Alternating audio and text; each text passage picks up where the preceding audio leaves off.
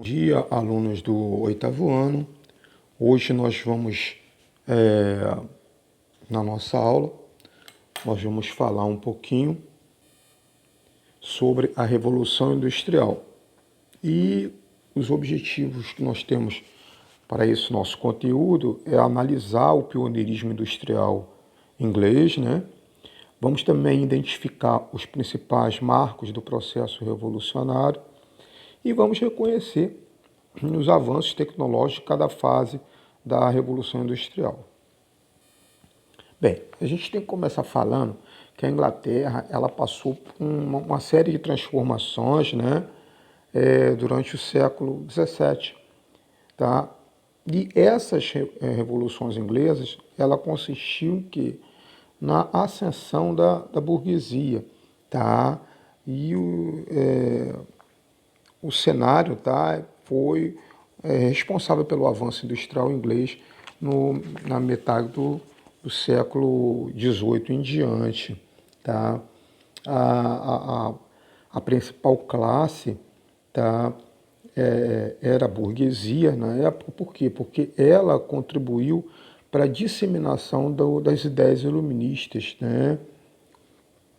E para a gente entender o pioneirismo inglês, tá? A gente tem que entender que a burguesia ela tinha um controle de um vasto mercado consumidor, tá? E as grandes navegações, tá? Ela teve uma implicação muito grande nisso, porque era o que a burguesia estava querendo, tá? O desenvolvimento e uma constante expansão desse comércio. E para isso, ela precisava que não tivesse o quê? A intervenção do Estado, tá? Queria um livre comércio. Então,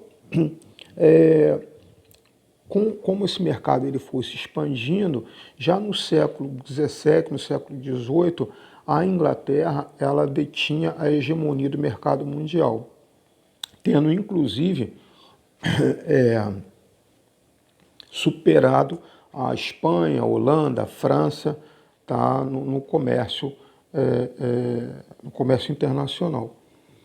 E os fatores que contribuíram para isso daí, tá, foi justamente um acúmulo de capital, tá, porque ela detinha o controle da zona de livre comércio e também do sistema de crédito. Tá. Então, esse controle também que ela tinha, né, ela tinha um controle capitalista do campo. O campo deixou de ser uma simples área rural para ser uma coisa comandada por um sistema, tá? Ou seja, o campo ele passou a ser administrado pelos grandes proprietários rurais, né? E uma das coisas que ele fez foi o chamado cercamento. O que foi o cercamento? O cercamento, ele nada mais é do que você pegar e limitar a área rural através de cerca. Mas por que cerca? Porque eles passaram a criar carneiro e ovelha para produzir matéria-prima para a indústria têxtil, tá? Então, até não só na indústria, mas até a área rural passou a ser controlada pelos antigos comerciantes, agora industriais, da Revolução Industrial. Né? Tudo isso levou, né, ao aumento populacional, houve uma série de benefícios, mas esse aumento populacional a gente pode acrescentar que ele aconteceu porque houve um aumento da oferta de alimentos, progressos na medicina como controle de epidemias, né? E outra coisa também, esse aumento populacional ele estava associado ao êxodo, o êxodo rural. As pessoas saíam do campo e se dirigiam às cidades porque achavam que a vida lá era melhor, porque tinha emprego, aquela série de coisas. Né?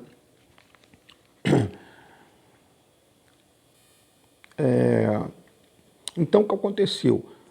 Nós como o avanço dessa industrialização, a transformação da produção, nós passamos para a primeira fase, tá, da produção industrial, que foi o artesanato. Já no fim da Idade Média, com o renascimento comercial e urbano, né, que teve como característica a produção independente, o produtor, tá, que era o burguês, ele pegava, levava o trabalho para a casa daquele produtor, que era um produtor independente, ele fornecia todo o material, as ferramentas, aquela pessoa fazia aquele trabalho. Né? Vamos supor, um sapato. Vai construir, vai montar tanto sapato. Levava todo o material, levava cola, levava agulha, tesoura para a pessoa cortar tudo direitinho. E dia tal eu busco os sapatos prontos, você vem em busca e me paga. Era assim que era feito a produção no modo artesanal. Né? E aquele artesão, ele trabalhava, ele sozinho, ele com a família dele toda, só que em casa mesmo, ele realizava todas as etapas de produção. Tá? E o que aconteceu?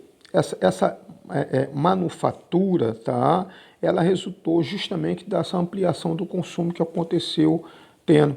Então, essa pessoa, o manufatureiro, tá? Ele distribuía esse material todo. Tá? Então, primeiro, tá? Ele contratou o artesão. Com a evolução disso daí, ou seja, o aumento do consumo, aquela coisa toda, é que surgiram as primeiras fábricas. Tá? Então, a produtividade, tá, começou a aumentar e começou a acontecer uma coisa, tá, que foi a divisão social do trabalho. Tá? O que acontece? Na fábrica já houve uma mudança nesse comportamento. As pessoas passaram a cada um a produzir, a trabalhar uma fase da produção daquele produto. Tá? E isso fez com que andasse mais rápido. Né?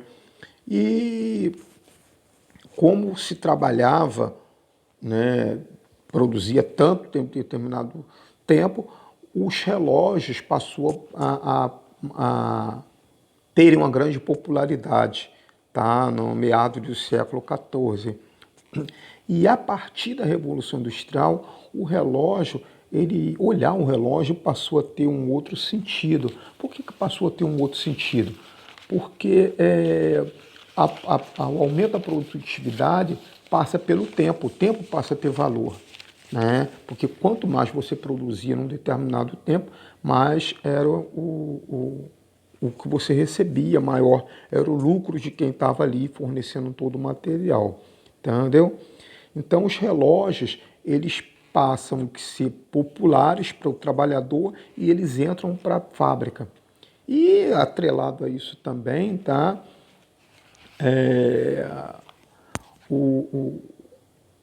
Estabeleceu-se, né, um tempo de trabalho, tá? Com o relógio dentro da fábrica, acabou aquela coisa de o trabalhador das fábricas entrar quando o sol nascia e parar de trabalhar quando o sol se punha. Não, ele passou a ter uma jornada de trabalho. Né? E as fábricas que antes, né, situavam-se na área rural, geralmente localizada próximo aos rios, próximo aos beiras de rio, né? Justamente para aproveitar a passagem daquele curso de água e usar a energia hidráulica, ele passou a ir para as cidades. As fábricas passaram a ir para as cidades, porque aí já tinha outras fontes de energia, né? A máquina a vapor, aquela coisa toda. Então, mas isso não fez com que o ambiente da fábrica fosse melhor. Não, o ambiente das fábricas era inadequado, era insalubre, era comum, como eu coloquei nessa foto aí, o marido e a mulher, porque o empregado ainda ganhava muito mal nas fábricas, porque o burguês ele não abria mão do lucro. Então, o que acontece? Trabalhava-se para ter uma capacidade financeira razoável, trabalhava o marido, o chefe da casa, trabalhava a mulher e, por sua vez, não tinha com quem deixar as crianças e levava as crianças para a fábrica. Olhem que as mulheres que estão trabalhando estão com criança em volta. E a criança acabava se envolvendo nesse processo produtivo, e nem que seja para levar um produto de um lugar para outro ou separar, mas a criança também entrava na atividade, entendeu? E o que acontece? As crianças acabam perdendo a infância por estar localizada nesse ambiente insalubre, né? E inadequado para uma criança também. Então, até o século XVII, tá? Qualquer cidade com 5.000 pessoas era considerada uma cidade grande. Tá? E devido a essa industrialização, a população cresceu, né? E as cidades também foram muito modificadas, né? Outra coisa que a gente não pode esquecer é que com a Revolução Industrial, o capitalismo se consolidou definitivamente como modo de produção. A indústria, tá, ela se tornou o principal setor de acumulação, substituindo o comércio. Mas aconteceu uma outra coisa também. Ficou estabelecido a diferença, tá, nas relações de trabalho. Tá? Surgiu a primeira oposição na relação trabalhista, né, do capitalismo, que foi a oposição empregado-patrão, burgueses versus operário urbano, cada um reivindicando, cada um exigindo mais e cada vez mais o operário urbano exigindo direito. No meio disso tudo, eu tenho que falar para vocês sobre a figura do Jethro Tull. Tá? Era um agricultor inglês que viveu de 1674 a 1741, que ele é considerado um dos pais da agricultura científica, tá? Porque ele tornou possível a mecanização da agricultura. Ele criou esse equipamento aqui que ele revolvia a terra e, à medida que ele revolvia a terra, ele ia lançando as sementes puxado por dois cavalos, 2 burros, e isso, para a época, representou um avanço muito grande. Tá? A Revolução Industrial, geralmente, ela é conhecida e ela é dividida em 3 etapas, e essas etapas elas variam de acordo com o avanço no processo de industrialização. Tá? O primeiro processo ele vai de 1760 a 1850. E que caracterizou esse período? É chamado de primeira revolução industrial e é quando a industrialização ela está restrita à Inglaterra.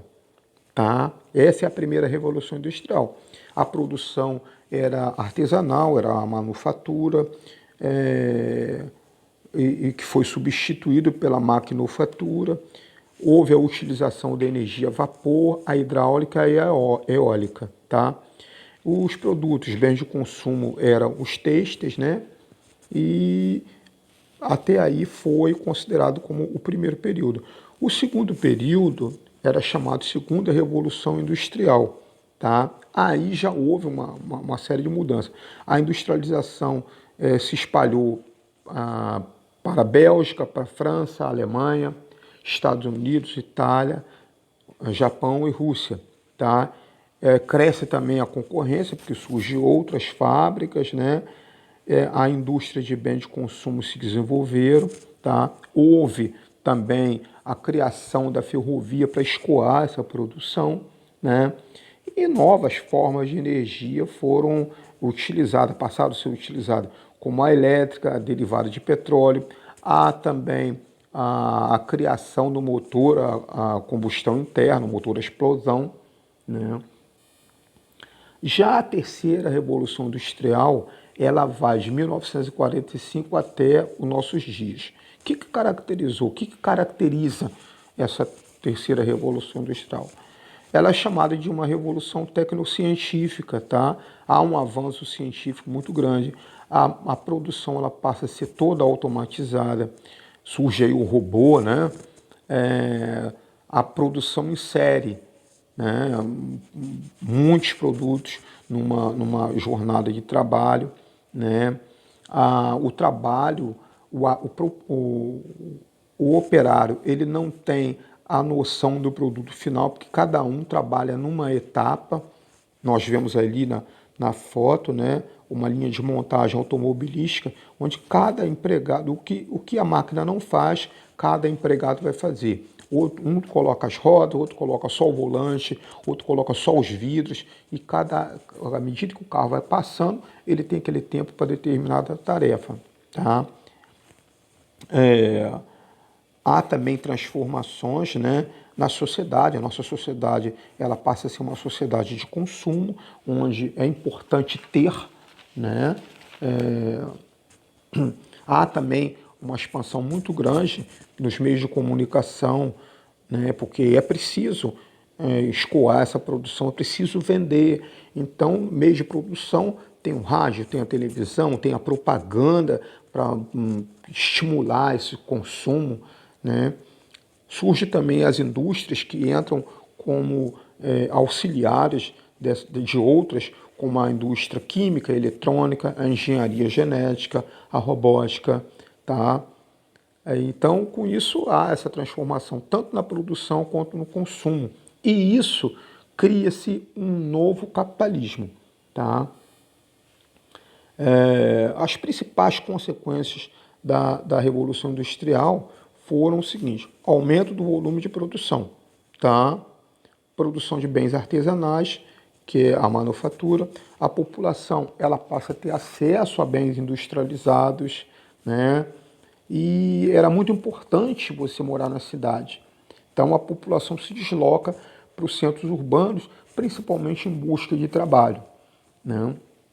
E as fábricas, elas concentram a maior parte da população, tá? E com isso há um rápido crescimento econômico, o aumento da renda per capita, né?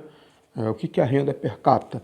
Você pega a renda bruta da família, salário da esposa, do marido, dos filhos que porventura trabalham, dividir pelo número de pessoas. E isso daí você vai achar a renda per capita, né? Há um crescimento populacional, porque as pessoas passam a ter acesso a bens de consumo, a uma outra qualidade de vida, se alimentam melhor, tá? E com isso há uma alteração na forma de viver da população, né? Em 1850, na Inglaterra, a maior parte da população morava nas cidades, né? As que podiam trabalhar nas fábricas, as que não podiam, tinham outro tipo de subemprego, elas moravam nas partes mais pobres da cidade, que eram os subúrbios, onde tinha aglomeração, piores condições de vida, a maior parte sem saneamento básico.